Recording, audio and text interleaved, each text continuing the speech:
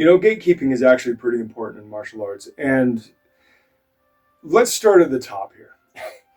What is gatekeeping in the first place, right? Because people use this term extraordinarily loosely. So generally speaking, if you go by the way that most people use the term gatekeeping online when they're complaining about gatekeeping, is it's kind of this one thing that I would not consider gatekeeping, and that's purity testing. People who are in no way, shape, or form representative of the wider community of people who do a thing or use a thing step in and say that if you don't meet these X criteria, you don't qualify, you're not welcome, you're bad, you're cringe, whatever. And yes, purity testing, especially by self-elected, self-important, smug assholes, is not a really good thing. So that's not what we're talking about, right? Purity testing in general is not great because most of what people do for purity testing is completely arbitrary and doesn't actually help anything. Oftentimes is not agreed upon by the wider community because, generally speaking, the wider community of people involved in a thing it's not generally some top-down agreed upon thing. It is an organic, bottom-up, decentralized, kind of loosely affiliated group of people around this one thing, and they don't have exclusive membership and all of that, right? So purity testing kind of doesn't work because there was never an initial buy-in per se from the get-go, other than being involved with the thing, right? Which means that like casuals and hardcores and everything, like everybody who has access to the thing from the creator standpoint was welcome to do the thing, right? And there may be terms and conditions that apply that say, hey, if you abuse the thing a certain way, you will no longer be welcome. Sure, that's fine. And that usually comes from the creator, or as a later point down the line comes from whatever kind of organizing body that develops around it. That's rare. That's really, really rare, other than just your standard terms and conditions and user agreements kind of deal. So again, the purity testing thing, that's not what we're talking about. But gatekeeping in the sense of this is for a certain reason, this is for a certain audience, this is for a certain segment of the population kind of thing, is actually pretty important. If what you're doing, let's exclude goods for the moment, and let's just talk about activities that people engage in, right? Whether it's sports or music or, in our case, martial arts, which you can still say it's sports. Let's use weightlifting, powerlifting, strength competition, for example. There is a threshold amount of weight that you have to be able to move in a specific prescribed kind of way for you to qualify to be in the competition, right? Or to be even qualified to be training for the competition. You are not a power lifter if all you do is, machine exercises. It doesn't mean you're not strong even. But if you don't train the squat, bench, and deadlift, you're not a power lifter. And that's what I'm talking about, right? So gatekeeping in the sense of there are rules and regulations, or there are expectations, there was a spirit of design around the thing that we are doing. And by trying to broaden that to be more inclusive with people is not actually furthering that purpose, but is actually diluting or diminishing that purpose, then that gatekeeping is very necessary. And in martial arts, that is a big, big deal. And now it is hard to judge because a lot of the, let's call it bullshittery that happens in martial arts did happen in the early 20th century, even late 19th century, but for the time being, we'll call it the early 20th century, when people were just changing things anyway to suit cultural shifts. The 20th century, in very real terms, changed the entire world, some for the better, a lot for the worse. And this is a global thing. And while it's not the same in the US as it is in England, as it is in Japan, whatever, the changes aren't the same. But on a global scale, the 20th century changed things massively. And again, some for the better and quite a lot for the worse. And one of the things that took a big hit was martial arts. When Funakoshi brought karate to Japan, he fundamentally changed the nature of what karate was and how it got practiced. Not because his changes made everybody else change, but because his changes took on the popularity that made it so that the marketplace changed. And so even then you had Okinawan masters revising things to fit in with the Japanification of karate. You look at how judo changed from its original jiu-jitsu thing under Kano and him like adopting ideas from Western wrestling and limiting holds and throws and whatnot in competition, all the way up to what we have now with the IJF. Judo changed massively. And oftentimes some of this stuff was quite, well-intentioned, but unintended consequences happen. And it is good to analyze things to try to avoid that the best we can. It's not always possible, but it is important to be able to course correct if we do make missteps. It's very important not to be bullheaded and dig in deeper to, and not admit that we made a mistake. That's a problem. So it's good to backtrack on changes that we made. Progress for the sake of progress isn't actually progress, right? It's good to backtrack on changes that we've made that didn't work out. That kind of stuff is really important, right? So in the true sense of gatekeeping being, we have erected a structure and we have put in a main gate to filter people in and out. You don't let everybody through because you know that is not going to serve the purpose. Nothing can be for everybody. It's not possible. So instead of trying to be all-inclusive with stuff, and look, I fight for accessibility in the martial arts because I think that martial arts is way more valuable than the general public gives it credit for. But I also don't want it to be diminished as it's opened up, right?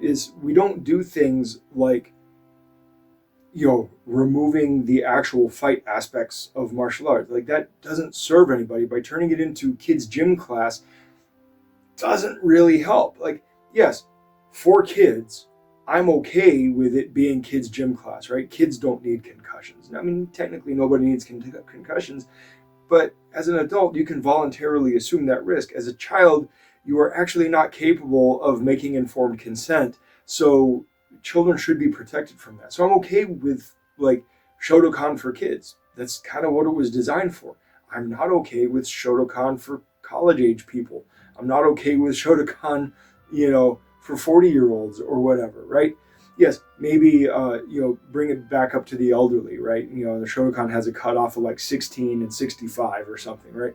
And I'm just picking on Shotokan because it's an easy one to pick on because it was designed to be a kid's gym class. But it is important that we actually say, hey, if you're not training the fight, you're not training martial arts. You're training some martial arts inspired athletics, but you're not training martial arts anymore, right? And we've discussed the definition of martial arts many times, but what is martial arts? Martial arts is the skills of making war, essentially, right? And yes, I understand how broad that is, and that would technically include like flying drones. But if we look at it in the context of the things that we study as martial arts, the hand-to-hand combat stuff, what we are talking about is the skills of physical combat. the skills of physical combat is what we mean when we talk about martial arts. If you are not training the skills of physical combat in a way that actually leads you to some competency in physical combat, you're not doing martial arts. And it's really not okay to call it martial arts. There should be another term for it. Fight choreography, right?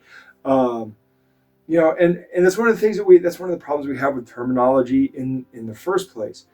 I don't have a problem with people using martial arts as an athletic discipline, and martial arts and athletic discipline have always gone together, to the best of my knowledge. Right, almost every historical treatise we have on martial arts includes like physical training for building up your physical body, and actually, when you look at the stuff done like from a military standpoint, a lot of it isn't even hand-to-hand combat training. A lot of it is flat out like strength and conditioning exercise.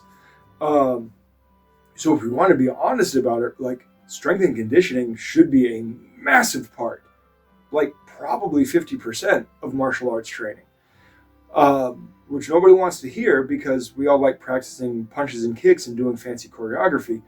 But the truth is that, like, martial arts is about a certain thing. And if you're not training towards that certain thing, if you're not training towards the idea of being able to defeat an opponent or multiple opponents, whether armed or unarmed, you're really not training martial arts, right? And that is a level of gatekeeping that is not being filtered by some self-elected smug asshole. That is something that is a reality of the discipline, of the broad category of disciplines under the banner of martial arts.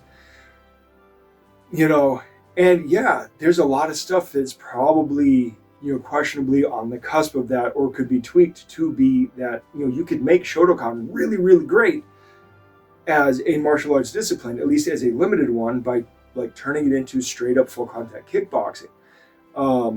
Maybe with some rule changes and stuff. I mean, essentially do Kudo, right? Kudo is pretty cool. It's got some things I don't like about it, but that makes it martial, right? That would make your practice more martial. Except Kudo has its own ranking system and its own training system. And, oh man. And then you get into this thing where you bifurcate, and then, again, are we doing cardio kickboxing, or are we doing kickboxing? Are we doing kids gym class karate, or are we doing karate? Are we doing CCP wushu, or are we doing kung fu? Right? Like, those are important things to be able to distinguish, and those are important things to be able to articulate when we are talking to people about this stuff, and making sure that people understand the difference. Now, that's not to say, again, that like the athletics stuff is really good. I think wushu is great for athletics. You could probably put some of that training into your traditional kung fu practice and make your kung fu practice better, because a lot of traditional kung fu schools no longer do enough strength and conditioning. They've just turned into technique mills, which doesn't serve the entire purpose, right? Same thing in karate. I love to see some of the guys that do more traditional Okinawan karate participating in the Hojo Undo culture. There's a lot of stuff in Hojo Undo that is just some, quite honestly, like sports science-wise, like is nonsense. But I love that they're trying. I love that they're doing something that is promoting strength and conditioning on top of the skill work. So like that being in there, I think is good. So again, like, I'm not necessarily picking on these things as being bad. I'm picking on these things as being not martial. So I do think that gatekeeping in that sense is actually a pretty important idea. We just want to make sure that we don't have people doing these absurd purity tests of like, if you don't do it the way that I have arbitrarily decided it must be done, you're not doing it. That's too far. But there is a certain limit on what counts and what doesn't. And that's not to say that we are purposefully excluding people. What we're saying is you must be able to step up to this line to do the thing. We're not moving the line back. You have to be able to step up to the line. And that's kind of how this whole thing is supposed to work. That's how everything is supposed to be work.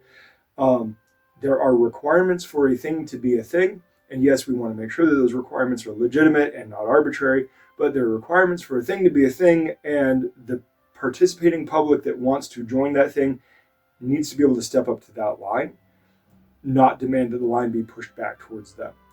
And that's really where I'm getting at it with this, is we need to return to a point where you are expected to step up to the challenge and not have the challenge lowered to you, because then it's not a challenge, right? Yeah, I think I'm done. But again, you can tell this is something that I care a lot about. And yes, please do not go and become some, arbitrary purity testing, gatekeeping asshole. That's not what we're talking about. But there are standards, right? There are standards, there are requirements. There are just rules of reality that distinguish one thing from another thing. And it is important to keep those in clear focus when we are determining things like membership and competition and things like that. All right, guys, I will talk to you later. Good journey.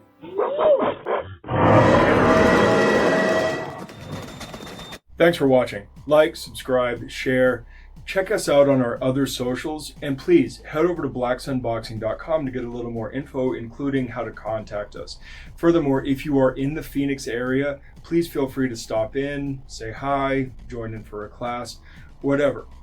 Also, if you ever see us cite sources or just for additional content, please check out our Substack. That is where we put all of the sources we use in our videos and is a major part of this. Plus, it serves as a membership platform for long distance learning and for people who would like to support us but aren't local. We would greatly appreciate it if you signed up. Even just the free membership helps us out a lot. All right, I will see you guys in the next video. Good journey.